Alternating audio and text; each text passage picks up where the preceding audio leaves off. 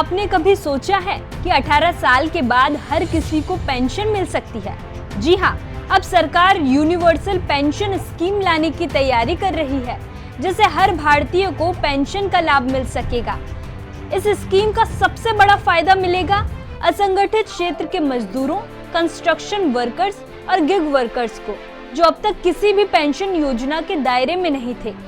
Reports के मुताबिक सरकार इसके लिए प्रपोजल डॉक्यूमेंट तैयार कर रही है और जल्द ही ये योजना हकीकत बन सकती है। रिपोर्ट्स के मुताबिक यूनिवर्सल पेंशन स्कीम को लेकर सरकार गंभीरता से विचार कर रही है और लेबर मिनिस्ट्री ने इसका प्रपोजल डॉक्यूमेंट तैयार करने पर काम शुरू कर दिया है। यूनिवर्सल पेंशन स्कीम लाने का सरकार का मकसद न केवल सभी वेतनभोगी कर्मचारी बल्कि सेल्फ एम्प्लॉयड को भी पेंशन के दायरे में लाना है। इसका प्रपोजल डॉक्यूमेंट तैयार होने के बाद इस पर सुझाव भी मांगे जाएंगे।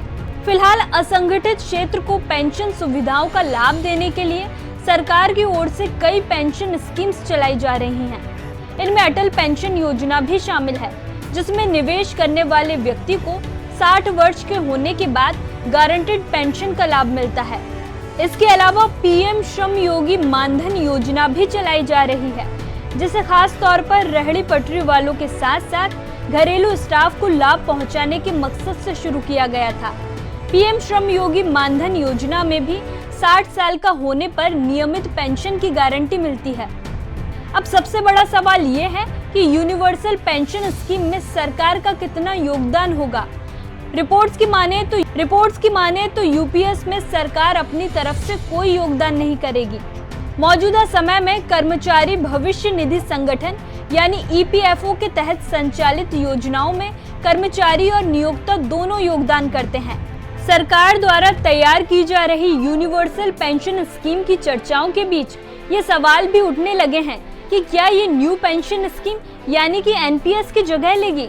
तो बता दें कि इस पेंशन स्कीम का वर्तमान में लागू नेशनल पेंशन स्कीम पर कोई असर नहीं होगा और ना ही इसमें उसका मर्जर किया जाएगा। मौजूदा समय में ईपीएफओ की योजनाओं में कर्मचारी और नियोक्ता दोनों का योगदान होता है। वहीं एनपीएस यानी कि नेशनल पेंशन स्कीम भी एक प्रमुख रिटायरमेंट प्लान है। लेकिन अब जब सरकार यूनिवर्सल पेंशन स्कीम लाने की तैयारी कर रही है, तो सबसे बड़ा सवाल ये उठ रहा है कि क्या इससे एनपीएस खत्म हो जाएगी। तो इसका जवाब है बिल्कुल नहीं। यूनिवर्सल पेंशन स्कीम का एनपीएस पर कोई असर नहीं पड़ेगा, ना ही इसे मर्ज किया जाएगा। यह स्कीम अलग से उन लोगों के लिए लाई जा रही है जो अब तक पेंशन योजनाओं से बाहर थे।